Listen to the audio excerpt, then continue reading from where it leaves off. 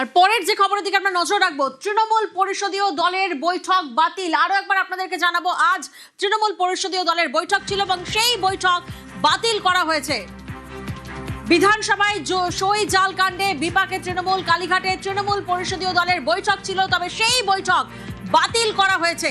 বৈঠকে গড়হাজির বেশিরভাগ তৃণমূল বিধায়ক। ৮০ জন বিধায়কের মধ্যে এই বৈঠকে উপস্থিত ছিলেন মাত্র ১৭ জন।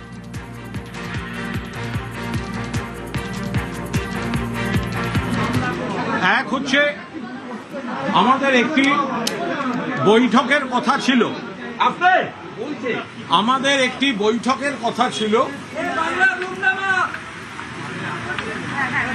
যে বৈঠকের কথা ছিল গতকাল সোনারপুরে আমাদের সর্বভারতীয় সাধারণ সম্পাদক এবং মাননীয় সাংসদ অভিষেক বন্দ্যোপাধ্যায়ের উপর যে ভয়ঙ্কর হামলা, তারপরে বিভিন্ন এলাকায় বিধায়করা সেখানে কর্মসূচি, মিছিল, প্রতিবাদ এই ধরনের কর্মসূচিতে নেমে পড়ে এবং বেশ কিছু জায়গায় সেখানে পুলিশ তাদের আমাদের কর্মীদের, বিধায়কদের কর্মীদের তাদের আটক করে, হুমকি দেয়, থানায় বসিয়ে রাখে।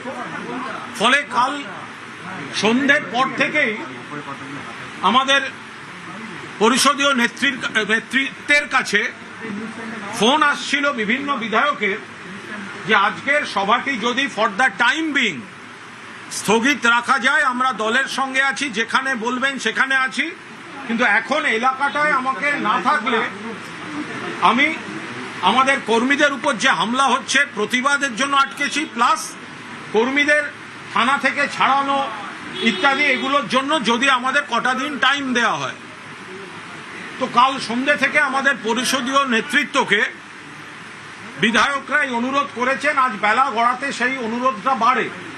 সেই জন্য আমরা দুপুর ৩টে নাগাদ বা তার একটু আগে হয়তো একটা ডিসিশন হয় যে যারা এসে পৌঁছচ্ছেন আমরা একবার একটা সৌজন্য থাকবে, বাট অফিসিয়ালি মিটিংটা ফর দ্য টাইম বিং সাময়িকভাবে আজকের জন্য স্থগিত রাখা হয়েছে। যেহেতু আমাদের আগে ডিসিশন হয়েই আছে, সেই ডিসিশনই স্ট্যান্ড করছে।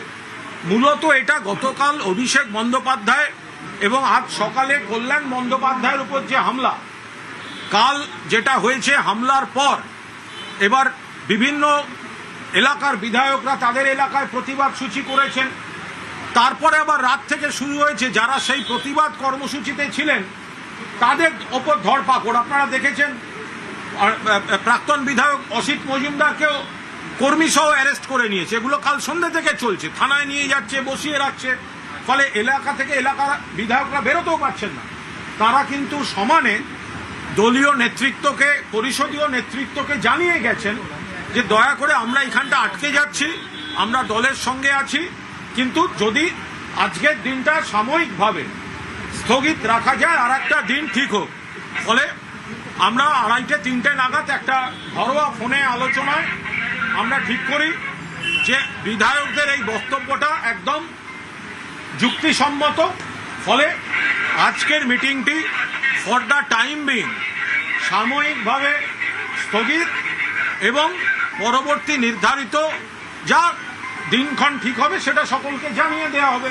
এটা 1। 2, সর্বভারতীয় তৃণমূল কংগ্রেসের সিদ্ধান্ত, অভিষেক বন্দ্যোপাধ্যায় মাননীয় সাংসদ, কল্যাণ বন্দ্যোপাধ্যায় মাননীয় সাংসদ এবং আরও আমাদের বিভিন্ন জায়গায় নির্বাচনোত্তর সন্ত্রাসে যে সন্ত্রাস হয়েছে তার প্রতিবাদে কর্মীদের প্রতি সমর্থন জানিয়ে আগামীকাল সোমবার 1 জুন রাজ্যের প্রত্যেকটি শহরাঞ্চলের ওয়ার্ড, পুর অঞ্চলে ওয়ার্ড এবং বাকি জায়গায় ব্লক, প্রত্যেকটিতে প্রতিবাদ মিছিল এবং প্রতিবাদ কর্মসূচি হবে আগামীকাল। এবং পরশু 2 তারিখ রানী রাসমণি রোডে এই সামগ্রিক ইস্যুতে নির্বাচনোত্তর সন্ত্রাস, ভোট লুট থেকে শুরু করে এখনো বহু ভোটারকে ভোটার তালিকার বাইরে রাখা আছে, এপাশে অমানবিকভাবে পুনর্বাসন ছাড়া হকার উচ্ছেদ চলছে, এই সবের প্রতিবাদে রানী রাসমণি রোডে একদিনের অবস্থান বিক্ষোভ, সেখানে নেতৃত্ব দেবেন আমাদের দলনেত্রী মমতা বন্দ্যোপাধ্যায় এবং সেখান থেকে পরবর্তী কর্মসূচি ঘোষিত হবে। ফলে আজ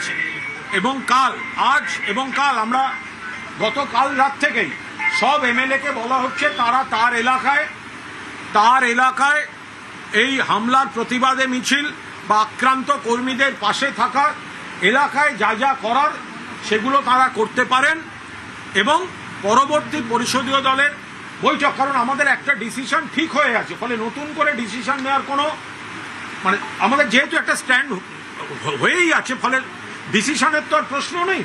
কিন্তু আমাদের যে নিজস্ব আলোচনা সেগুলো আমরা পরবর্তী এটা একটু থিতু হলে সকলের সুবিধা মতো একটি দিন দেখে আমরা সেটা করব।